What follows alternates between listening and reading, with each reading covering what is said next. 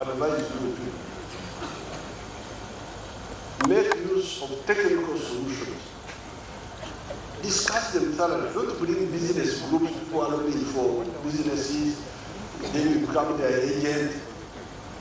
You, instead of being a police officer, you are now an agent of business people. Get the technology. So whenever I get some of this technology, my first question is, can it work? Is the science correct? If the science is correct, then we move. So therefore,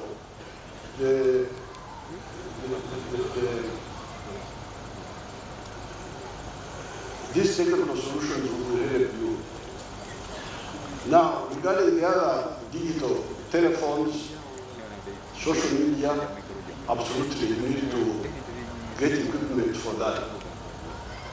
Because during our fights, those people who are in the bush know that on the 6th of April, 1981, we attacked a Obote's group at Kachi, place called Kachi. Kachi is 17 miles on Hoima Road. And we captured a radio there, the manpack. We, the guerrillas, had not used radio. We had used radios a bit with the Tanzanian army, but we had not followed so closely. So when we took the radio back to the camp, we had a former UA person. There were actually two. One was called Budihisi, who died some years ago, and another one is still alive. Brigadier Chams is still alive now. This people had been in the old army of UA, and they knew how to use the radio to listen to the enemy. Oh, this radio became very, very good. We were listening to about throughout the whole war.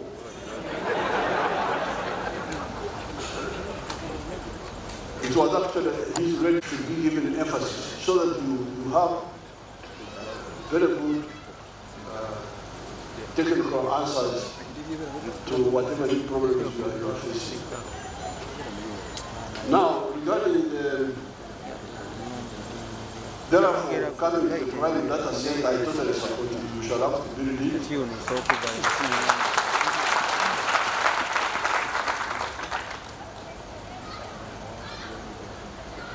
And the forensic center, I don't know what happened. There was talk about it. We shall have to work on it. Now coming to my daughter Abodo's points about democracy of taxation, taxing the state authorities. I'm going to discuss it with people in the cabinet before I unilaterally, but if my staff can remind me on Monday, we can discuss because she's saying that what you did for the prosecutors, do for the other state attorneys in the Attorney General's office. We are going to study that and we shall give you an answer. Now for the prosecutor circle, I'm very much embarrassed that the prosecutors are still commanding me to say something small. I feel embarrassed and I will have to show the embarrassment. And in the month of November, I want my PPS to invite all my prosecutors to show me.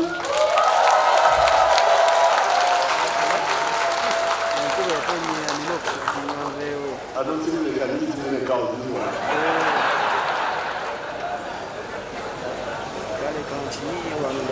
Now, I think finally,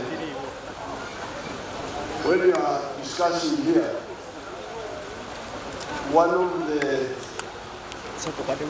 I like the ideas of Justice Abodo like the land issue being handled promptly, locally, instead of fighting lawyers and so on. That's you study Abodo's idea of handling them off grid, directing the villages. You study it.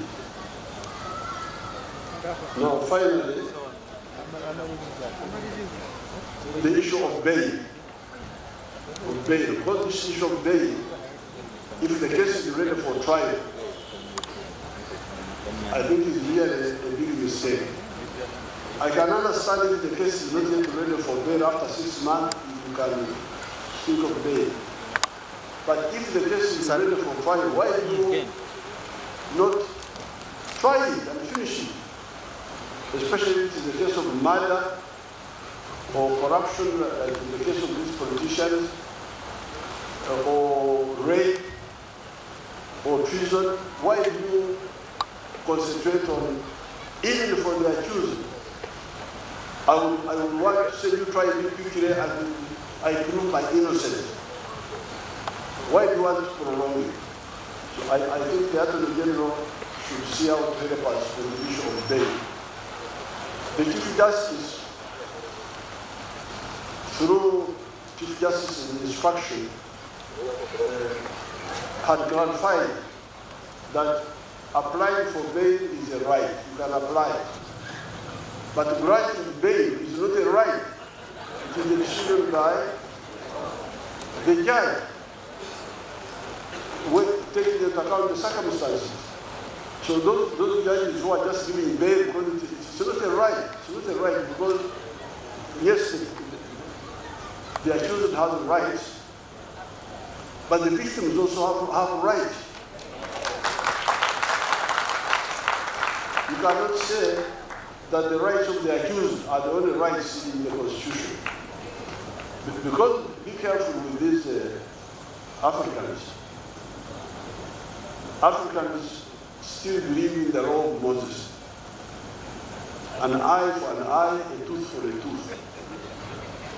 This their justice. This one of Jesus, loving your enemies, that's a new idea.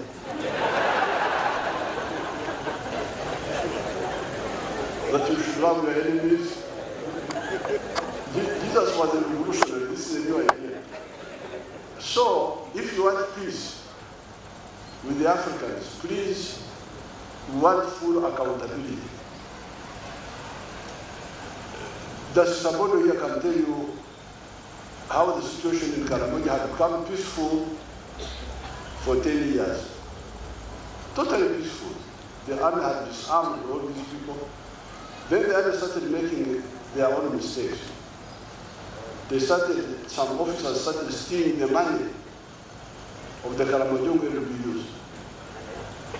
Instead of paying them, they would steal the money. So the Karamojong LBUs, local defense units, started getting disgruntled. And you know the Karamojong. They don't have enough patience to say let's go and follow them. The one who did not get paid, I will go and pay myself by raiding. That's how the raiding came back. Then there was one man called Achuchu. This Achuchu had done something and been taken to jail for 10 years. He had his wife. When he was in jail for 10 years, somebody married his wife. So when he came out of jail, he said, okay, you married my wife, then give me the cows. Then they ignored him, Achut. They ignored him. He went to Kenya, rented a gun. You know guns can be rented. He went to Kenya, rented a gun from the Turkana, went and organized the raid to get cows, and took them to Kenya, and he brought back the gun to them. He said, here is your gun, me, I have got my cow. So that's how the raiding started.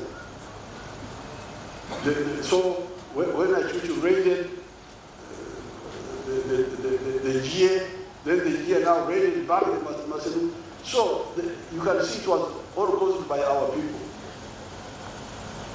thinking that because they have power, they can do whatever they want. With the African groups, be very careful. Make sure that you do justice clearly. Don't remain with any debt of blood or anything. So if you live here, please, you better listen to this. If you live in other parts of the world, then you can. But here, Africans want full accountability. This was the mistake of UPC. UPC were stupid people. I remember in 1966, when Obote abrogated the Constitution, we were in the school at the time, in the dormitory, and we were listening to Obote's speech. And let this country with clean hands and a clean head. I'm not a thief. I have abolished the Constitution. So we said, how can somebody abolish our Constitution? How?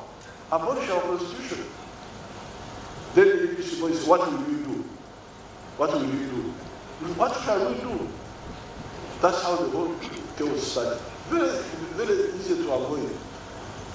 So please, with the Africans, don't. That's why the Banyankore are very clever people. When lightning like this, lightning in the sky makes a flash, you know, Banyankore, we are scientists.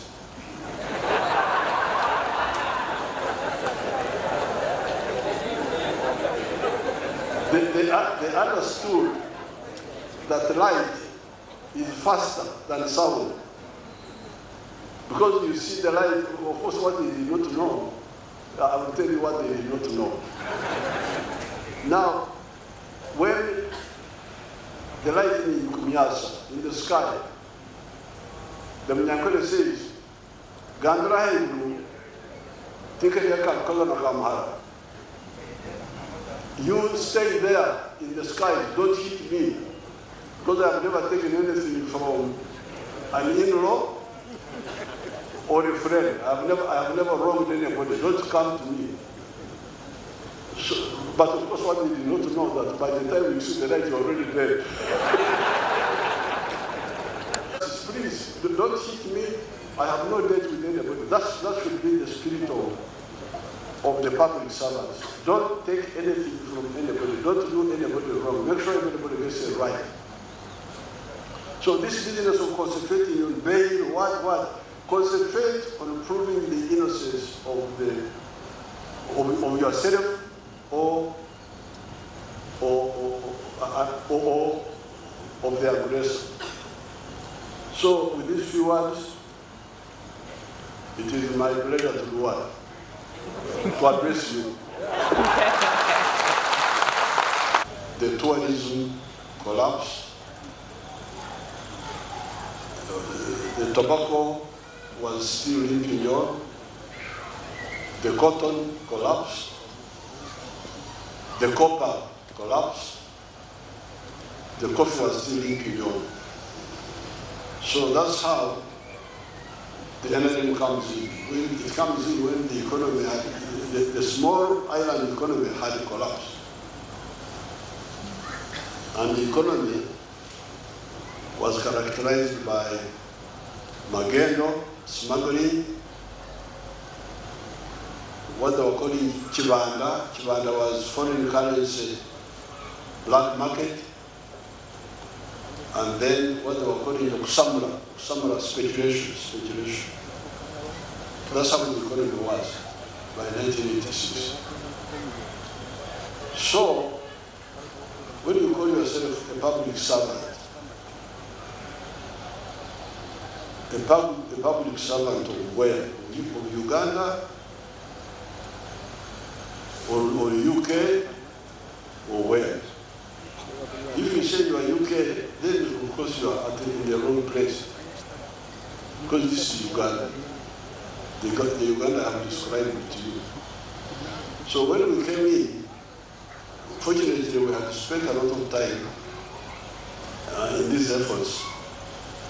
as part of the student movement, we had started very well all this, not only the economies of Uganda and Africa, but the whole world. There's nothing that we didn't know about the whole world. Because we had spent a lot of time as a student movement, as fighters in the bush. There's nothing we didn't know. So when we came in, we gave you very clear, many of you are young, but your parents, we gave them the way forward. And as we speak today, we have covered 4 phases.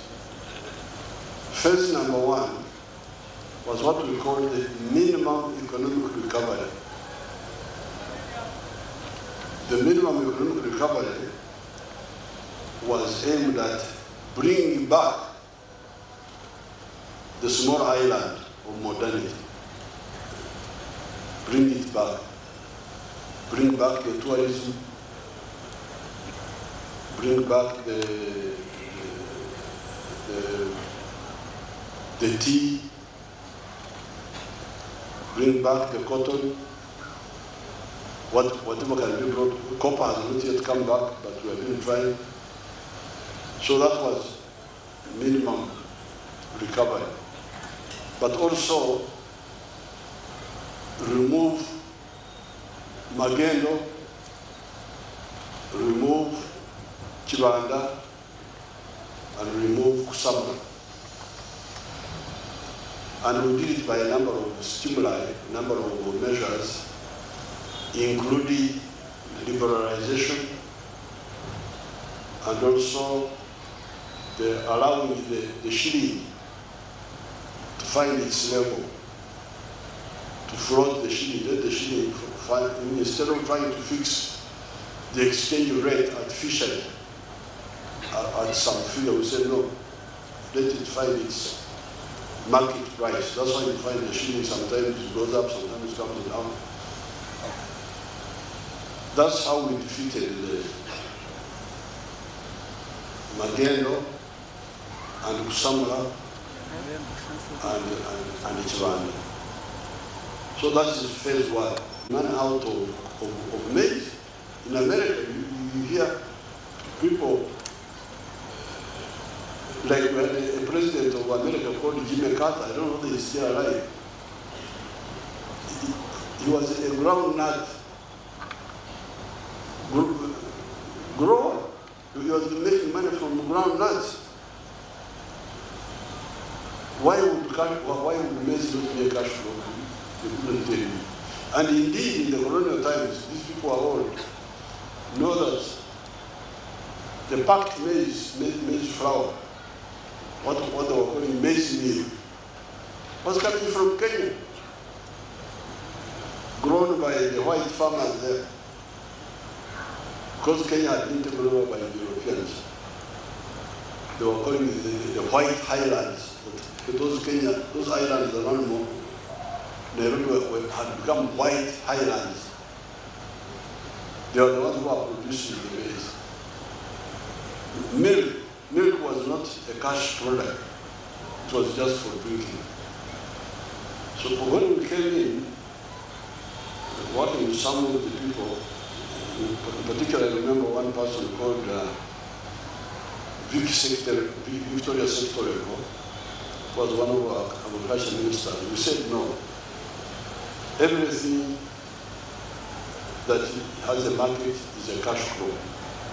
So that's how we ended up making maize a cash crop, cassava a cash crop, milk a cash product, and all of that. So that is phase 3. Phase 4 is where we are now, the knowledge economy, making our economy produce products of knowledge, like automobiles, vaccines, electronics, and so on. So that's where we are now. Now, as we are doing all this, Of course, we didn't,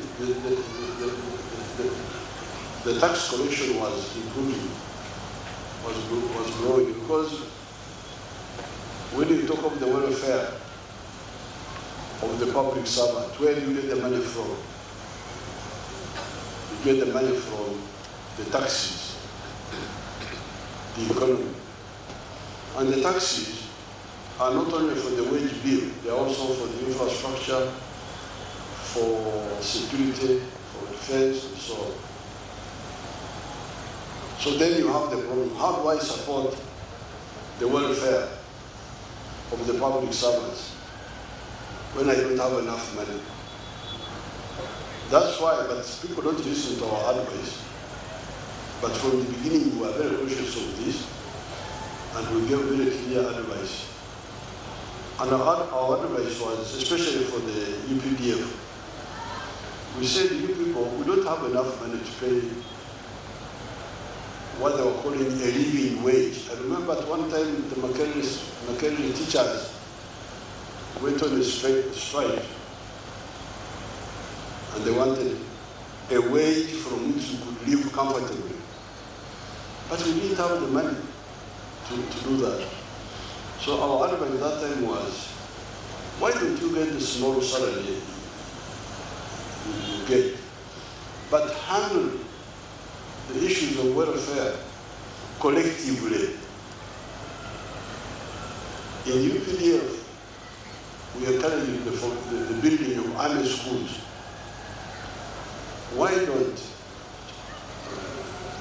children of biological children, not relatives, not what, because that also becomes another complication. Why don't the biological children of the soldiers,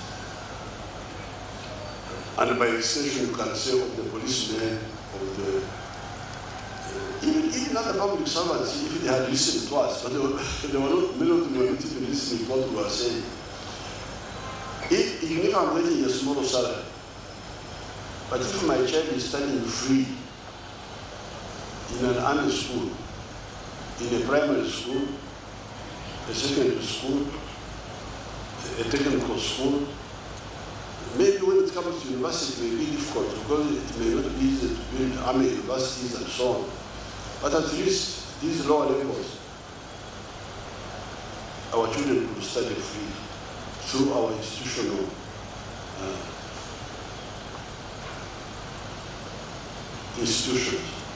institutional facilities. You address the issue of education of your children. Health can be addressed collectively by having army health centers all over the place. Housing, what General Tafuri is talking about.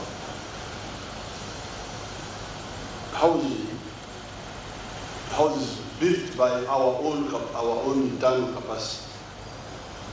The UPDF brigade, the engineering brigade is doing a wonderful job. They are building so many facilities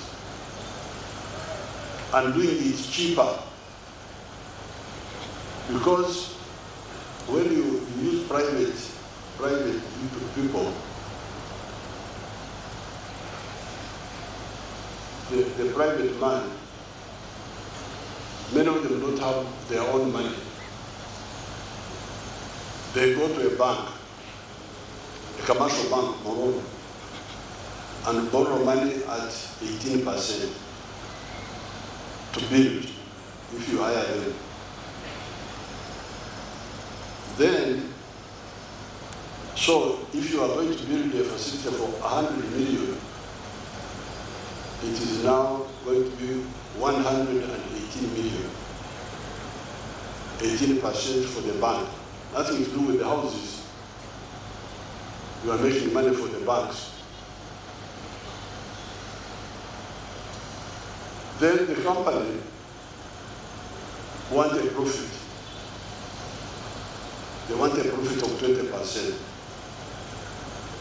So you add another 20 million on the 118, so it is now 138 million. Then, because they are a private company, they pay tax, VAT, 18%. So now you have added another 18 million on the 138. It is now 156 million. Now, many of them don't have their own transport. They hire vehicles of other people to transport the materials. So, a building that, a facility that would have cost 100 million has now gone to 180 million, something like that. So I told the soldiers, why would you allow this to happen? Why don't you, and you have got these engineers of the young people, especially Makerere, who want to join the army, the police, civil engineers who can come and they are paid and they build. You give them equipment and they build facilities for you at price of the materials. So they are already being paid by the army, they don't charge anything. So the only cost you have are the materials to use. We have been talking about this, but I don't know, I have not had time to discuss it with you in detail, but I really think this is the correct way to go. Trying to use private, business people come, want to do this for them, that's a trap. It will be very expensive. The APDF is doing very well now. They have built so many facilities. You can go and share with them. Now, so that one will solve the issue of institutional housing. Instead of these policemen, as General Tafuri is saying, staying in Mukono, in one of those places, stay near the workplace. And you walk on foot from your house to the workplace. This is what we recommended long ago. It's not a new recommendation. But people don't listen most of the time. They have their own solutions. Now, that is on the side of the welfare. But on the side of your assignment as a public officer in a society and economy that is getting out of all this cumulative history of the pre-colonial history, the colonial history, the breakdown caused by people like Idi Amin, and the recovery now. What do you do? What is your own contribution? Your own contribution, in my view, certainly that's what I've been doing. If the government can be able to support me more, good. But if it can't, I will work with the region that is there and continue to build. And when I continue to build, the country gets more capacity to support everybody, including with the public servants. But in supporting them, if we cannot do it all at a go, we do it in a prioritized way. And I understand it. Even by 1970, before I came in, I had started working briefly in the public service. Even at that time, those managers there who were able to say, like for instance, we who had a bachelor of this, bachelor of that, social science, were getting 1,300 something shillings a month as an assistant secretary. That's what they were calling us. We were just joined. You join as assistant secretary, you become senior assistant secretary, you become principal assistant secretary, under secretary, then eventually permanent secretary.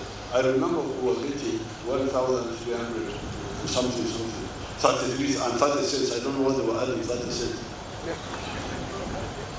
But then the lawyers, that time, the ones I had qualified with at Dar es Salaam, people like Martin Wesida and other people who died, they were getting 1,400.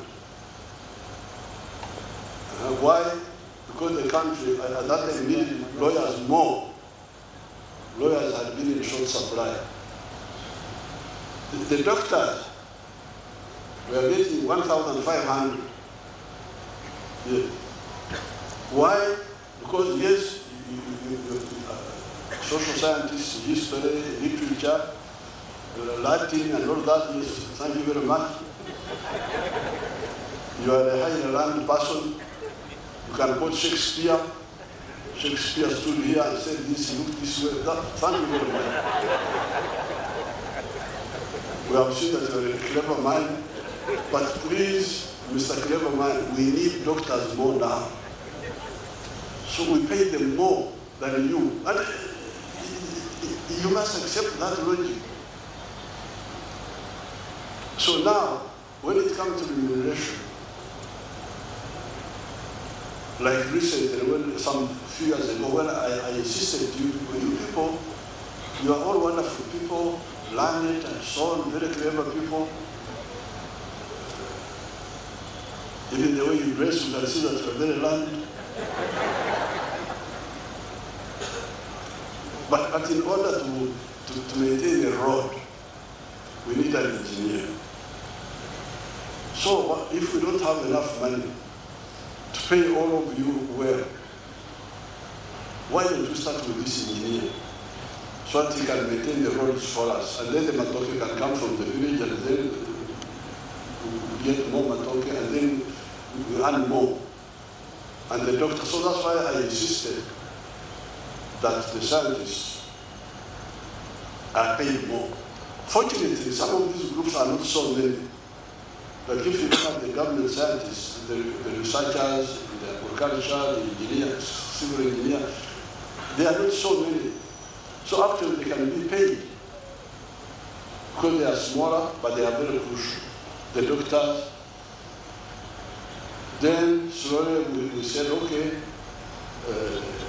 we added now the prosecutors. We shall get to everybody. But for people to say, no.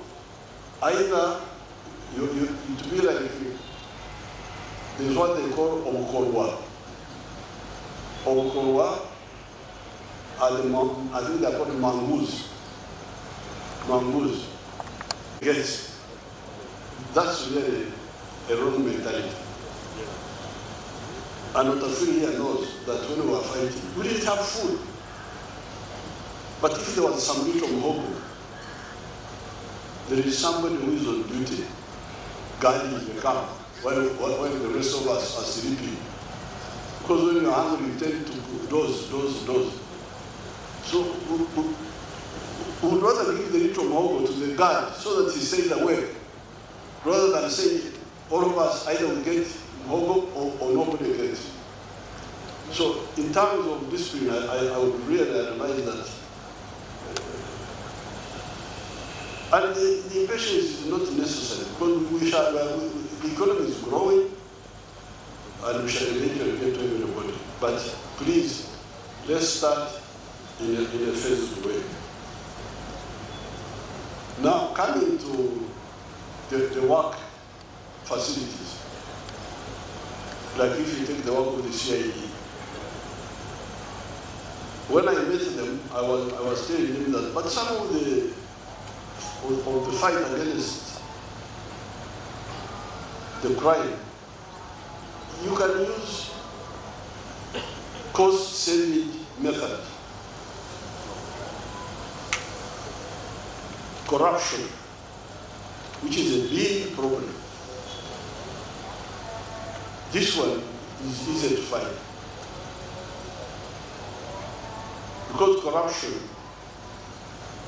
is mainly targeting government resources which are destined for the people.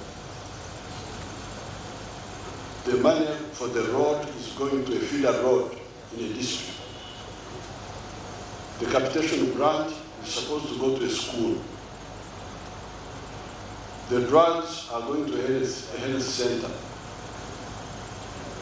The PDM money is going to the parish. The Myoga money is going to the constituency. In all those areas, there are potential beneficiaries who are denied this money because of the corruption. So you, the CID officer, it's very easy work for you. Just liaise with the people. They will tell you, the people there, the wananchi who are the victims of the corruption. They will tell you. So you, the cow, the CID officer, the DISO, the GISO, anybody in the community will quickly, easily get information about corruption and use it to punish the ones involved. Now, if we were to wipe out corruption by an efficient public linkage with the population, how much would that stabilize the country? Now, then that leaves the other crime, murder, rape, and so on. This is where now the forensics come in. The fingerprints, the DNA tests, and all that. So that one is for that cluster of crimes. Then now you are adding you are adding the issue of the other technical forms of intelligence, information about. Remember in 2018, when I made that long speech in Parliament, when I insisted on introducing the cameras on the roads. You have seen how much the cameras have helped you, if they were working properly, because even they were not fully implemented well, there was some problem. I was always talking with the gentleman called Waliamu Nsaki. Waliamu Nsaki, what are the problems of the cameras?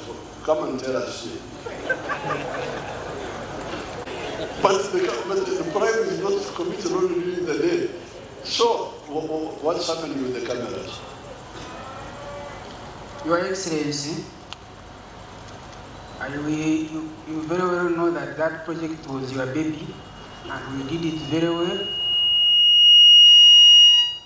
But Waliamu Church was removed or something like that? Yes, sir. He disappeared for some time and he has now appeared. What happened? Your Excellency, we implemented the project very well. Every Ugandan was very excited, and it did good work for Ugandans. But later, there was some few mishaps. Caused by earthquake or what? Your Excellency, it was a management issue which has been solved, and now we are back on the line. We are operating.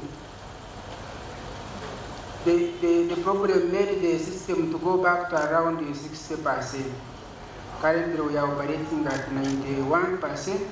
How did you solve the issue of the images by night? Your Excellency, the images by night, we worked with the stakeholders, mainly the municipal and the city councils, to put lights on the streets so that we support the camera to see properly during darkness. And how about on up-country roads where you can't put lights everywhere? Now the up-country, mainly the smaller towns, still remains a problem. But with our sensitizations, most of the leaders now have got how these cameras support them in terms of security, and they are coming up with that idea of putting street lights. At least in the training center.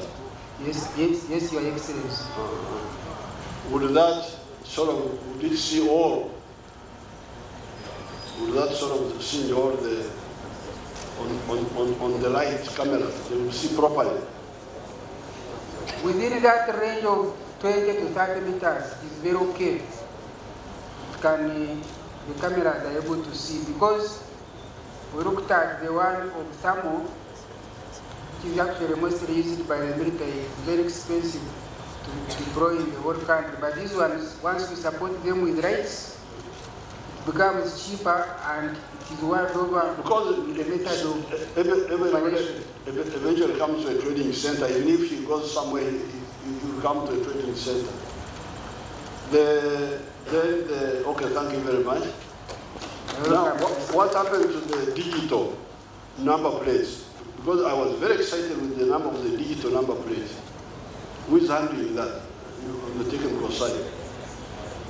Your Excellency, the digital number plate project is under the Ministry of Security, and as police we are stakeholders only in the Ministry of Security.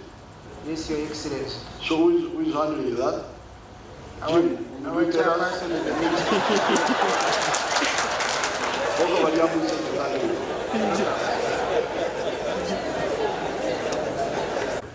My ministry and the Ministry of Works are spearheading this project, but we are working with all other agencies, including police. And even the how is the science? Can you actually? The science of digital number plates. Is it accurate? Yes. In fact, recently a police car was stolen and driven to Kenya, and it was recovered because of these digital number plates. Yes, that's what I thought. Because when they briefed me, so what is the problem? Why is it not fully? No, there were a few problems, but yesterday we had a meeting. Now the investor is ready to roll it out completely. Because you see thank you very much. You know what you should do? Or even if you see me properly in the camera, but I cover my face with a hood, how do you solve that? So that to make the whole Assistant Inspector General Police walk and talk. How do you solve the problem of the hood?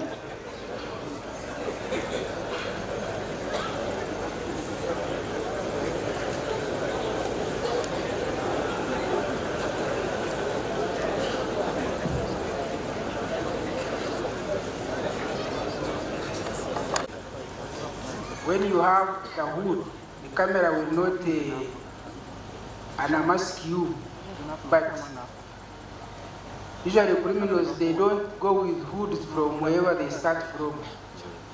They put on the hood at the scene of crime. Nearby. Yes, Your Excellency. Near the side. Yes, Your Excellency. So if you go, you may see. So if you track back, like how we managed that case of our current Minister of Works, track back the behavior, we are able to find the criminal. That's why when we were making designs, we were putting cameras on choke points. If you join a junction, if you are in a market, you cannot fail to get it. Very good. So that's why, thank you very much. Advise you to make use of technical solutions. Discuss them thoroughly. Don't bring business groups, people are looking for businesses, then you become their agent. You, instead of being a police officer, you are now an agent to business people. Get the technology. So whenever I get some of this technology, my first question is, can it work? Is the science correct? If the science is correct, then we move. So therefore,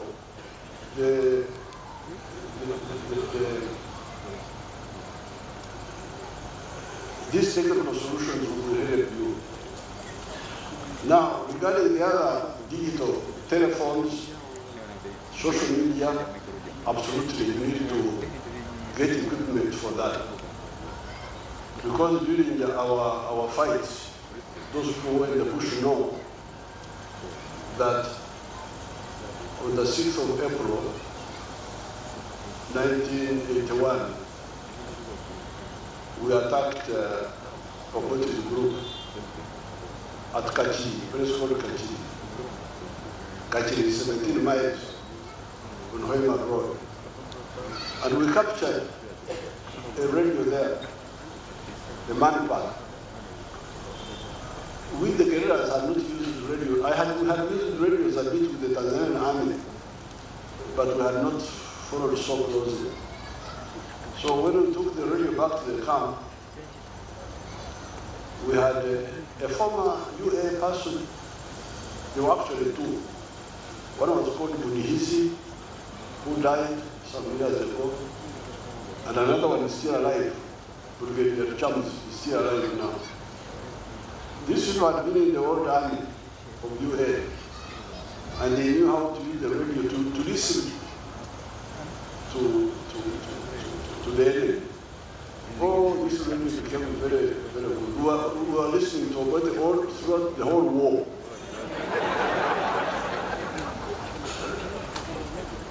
It was actually his radio should be given emphasis so that you have very good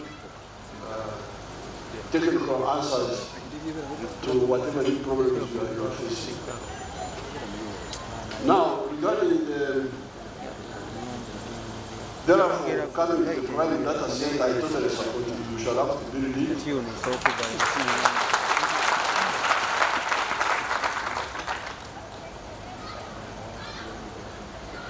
And the forensic center, I don't know what happened. There was talk about it. We shall have to work on it. Now coming to my daughter Abodo's points about democracy of taxation, taxing the state authorities.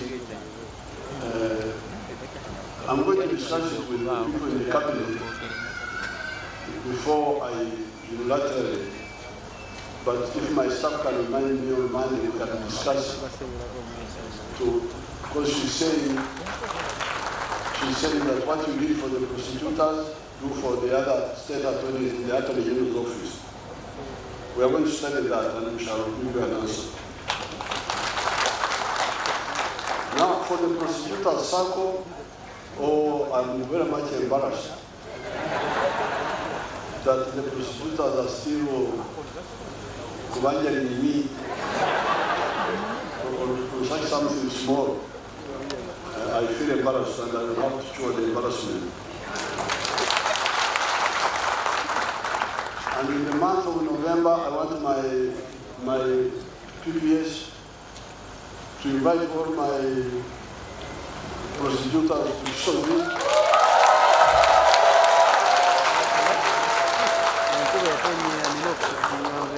I don't think they can eat in a cow this one.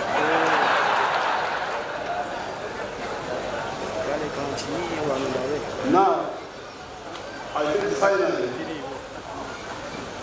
when you are discussing here,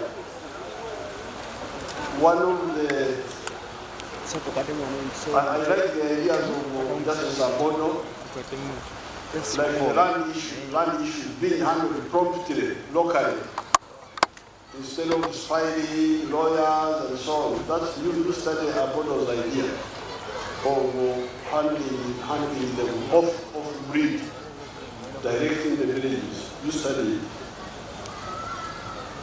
Now, finally, the issue of bail. Because this issue of bail, if the case is ready for trial, I think it's really a big you stay. I can understand if the case is not yet ready for bail after 6 months, you can think of bail. But if the case is ready for trial, why do you not try it and finish it? Especially if it is a case of murder or corruption, like in the case of these politicians, or rape, or treason. Why do you concentrate on, even for the accused? I would want to say you try to quickly and I prove my innocence. Why do you want to prolong it? So I think the Attorney General should see how to help us on the issue of bail. The Chief Justice, through Chief Justice's instruction, had clarified that applying for bail is a right. You can apply. But granting bail is not a right. It is a decision by the judge, taking into account the circumstances. So those judges who are just giving bail, because it's not a right. It's not a right because, yes, the accused has rights, but the victims also have rights. You cannot say that the rights of the accused are the only rights in the Constitution. Because, be careful with these Africans. Africans still believe in the law of Moses. An eye for an eye, a tooth for a tooth. This their justice. This one of Jesus, loving your enemies, that's a new idea.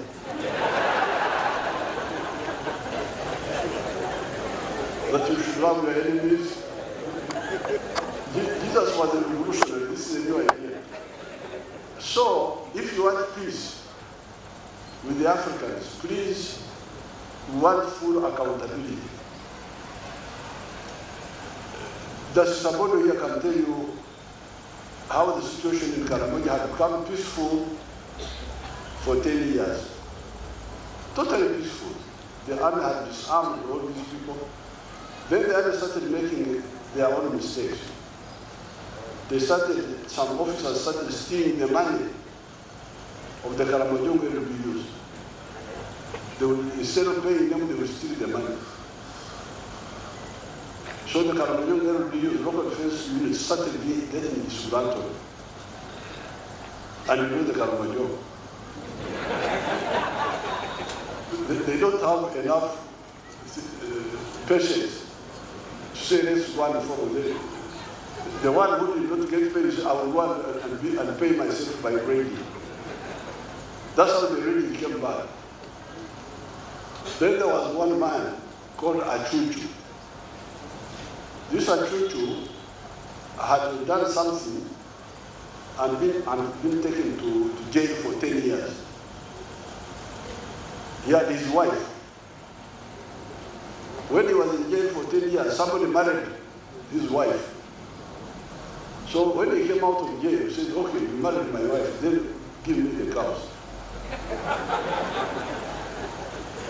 Then they ignored him, Achuchu. They ignored him.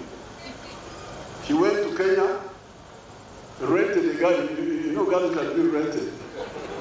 He went to Kenya, rented a gun from the Turkana, went and organized the raid to get cows, and took them to Kenya, and he brought back the gun to them. He said, here is your gun, me, I have got my cow. So that's how the raiding started. So when Achuchu raided the GA, then the GA now raided back the Museveni. So you can see it was all caused by our people. Thinking that because they have power, they can do whatever they want. With the African groups, be very careful. Make sure that you do justice clearly. Don't remain with any debt or blood or anything. So if you live here, please, you better listen to this. If you live in other parts of the world, then you can. But here, Africans want full accountability. This was the mistake of UPC. UPC were stupid people. I remember in 1966, when Obote abrogated the Constitution, we were in the school at Ntale in the dormitory, and we were listening to Obote's speech. And let this country with clean hands and a clean head. I'm not a thief. I have abolished the Constitution. So we said, how can somebody abolish our Constitution? How? Abolish our Constitution. Then the UPC boys, what will we do? What will we do? What shall we do? That's how the whole chaos started. Very, very easy to avoid. So please, with the Africans, don't. That's why the Banyankore are very clever people. When lightning, like this lightning in the sky makes a flash, you know, Banyankore, we are scientists.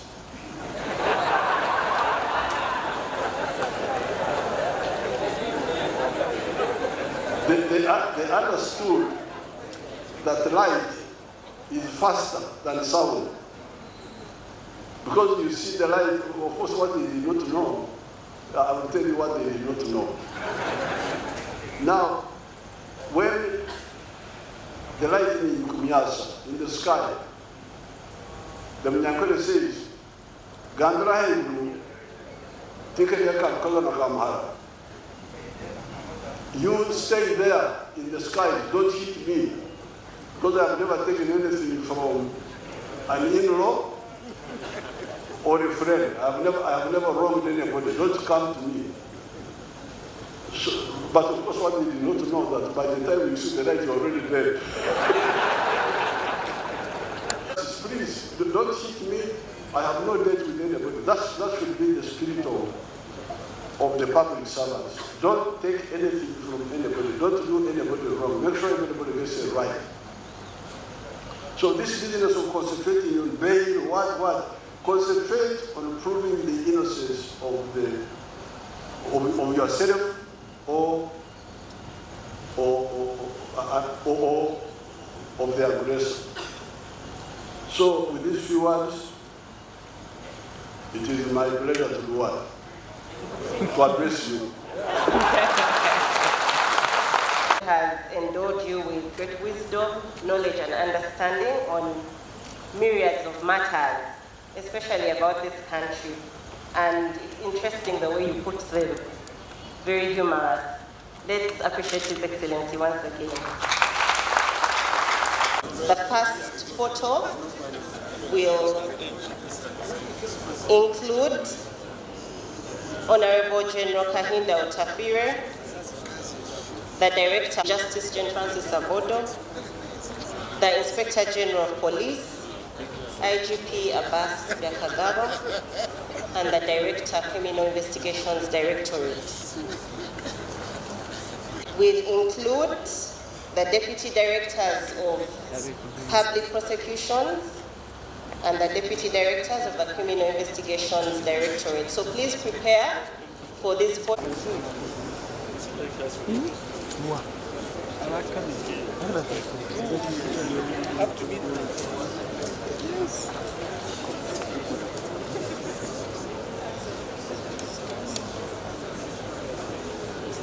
You say the date and the date.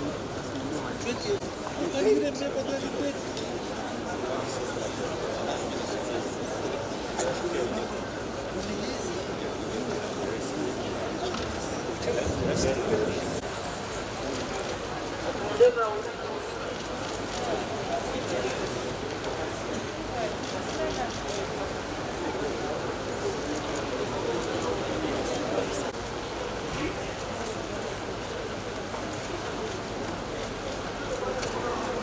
All right, thank you very much. And now let us appreciate His Excellency for taking his time to be with us.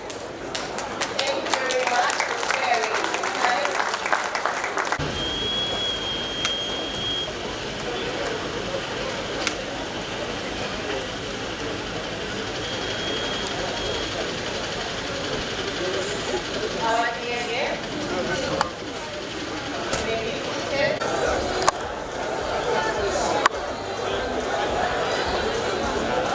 land matter. We should stop using cases of criminal trespass to prove ownership of land, because it is not possible to prove ownership using criminal trespass. The only way you can, the only thing that will end up there is for orders of imprisonment, no trespass.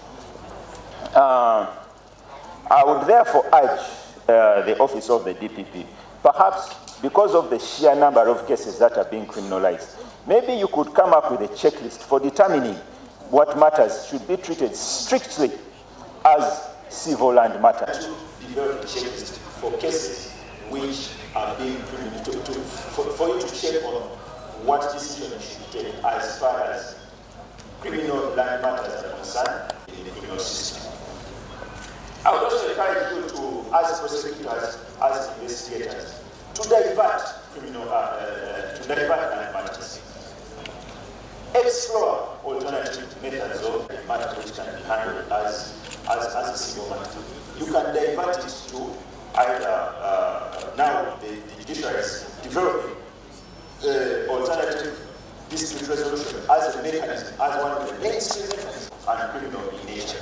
Litigants and complainants may be motivated for clear reasons to criminalize civil disputes. The reverse is also true.